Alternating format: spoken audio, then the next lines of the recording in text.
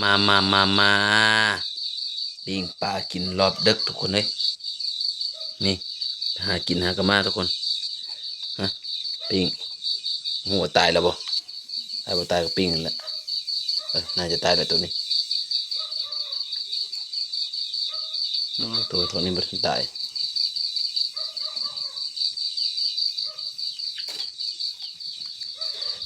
โอ้ยฮ้อน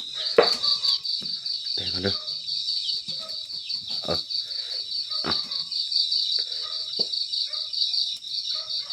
น้องนางแก้มแดงของง่ายปิ้งสำนี้ก็อิ่มเลยทุกคนจะเจียวจ้ำเอานี่แป้งอึ๊บกินซิวๆอิ่มแล้วคนเดียวกินนี่ปิ้งเดี๋ยวตำแจ่วทุกคนเลยโอ้โหเมนูเด็ดสักอย่าง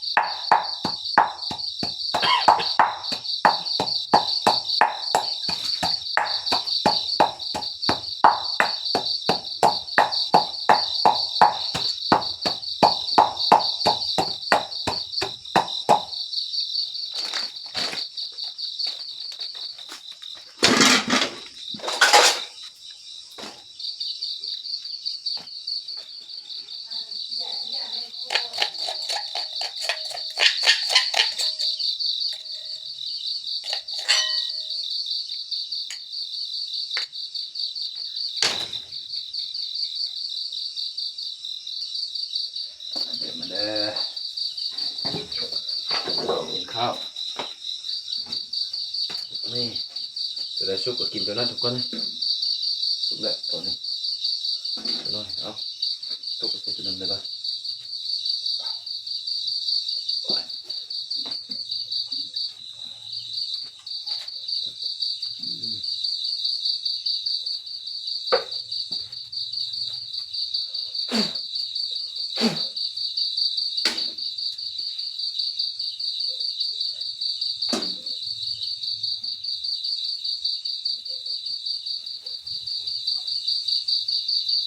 มา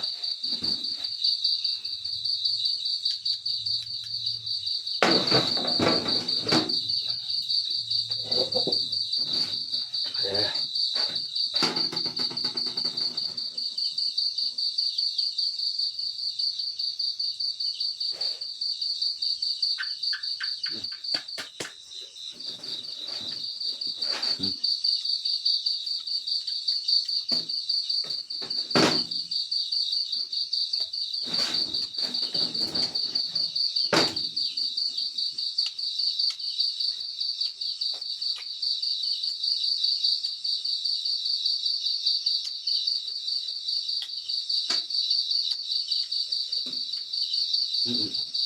กินข้าวรอบดึกครับผม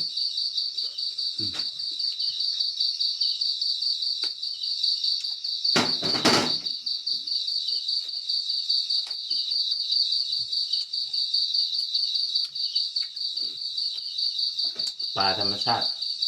ไปหาเองครับ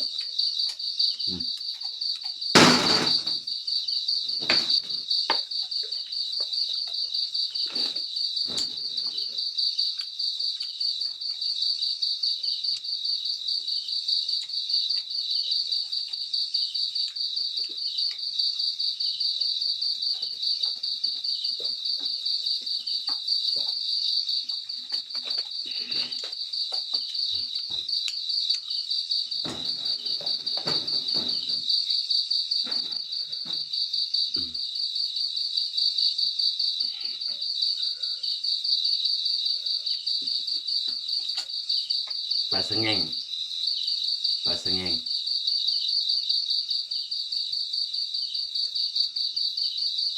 อืม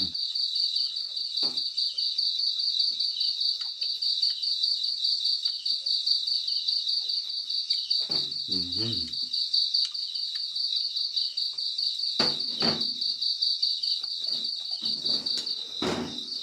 นี่ตัวใหญ่ครับ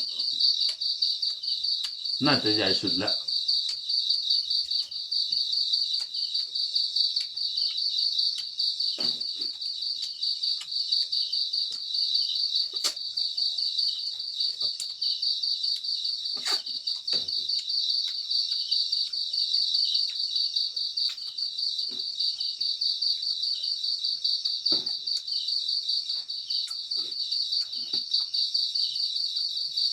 ไข่ไข่มันโอ้ไข่ช้ำๆเลยเยอะเยอะเลยอืมอืมอืม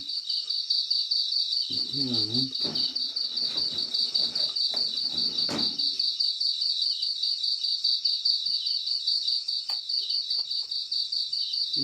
ม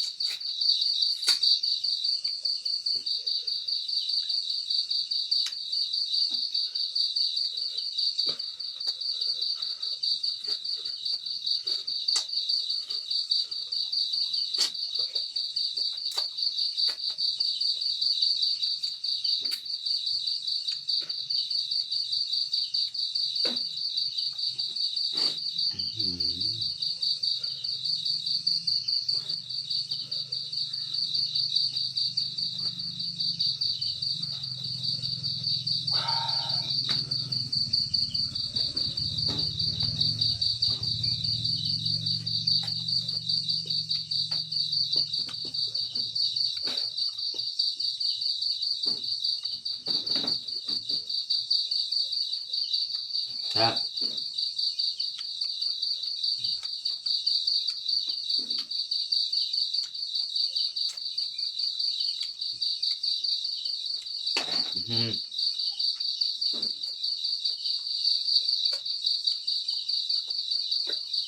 อย่างน้อยนี่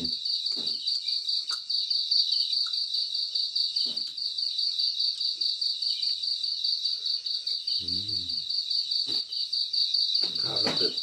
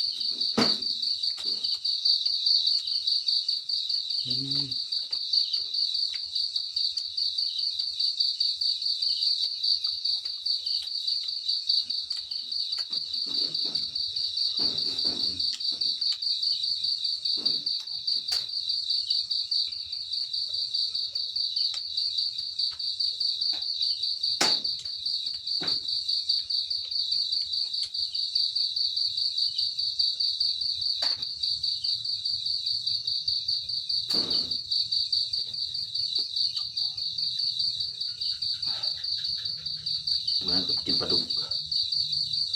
แต่อร่อยกว่าปลาดุก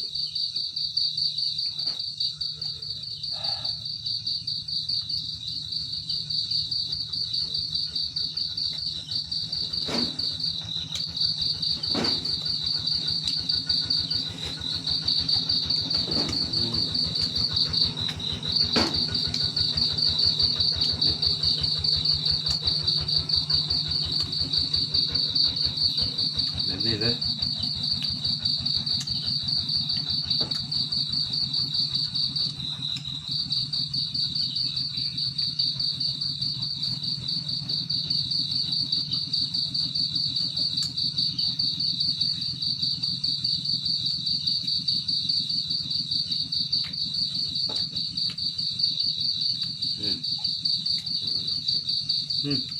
อืม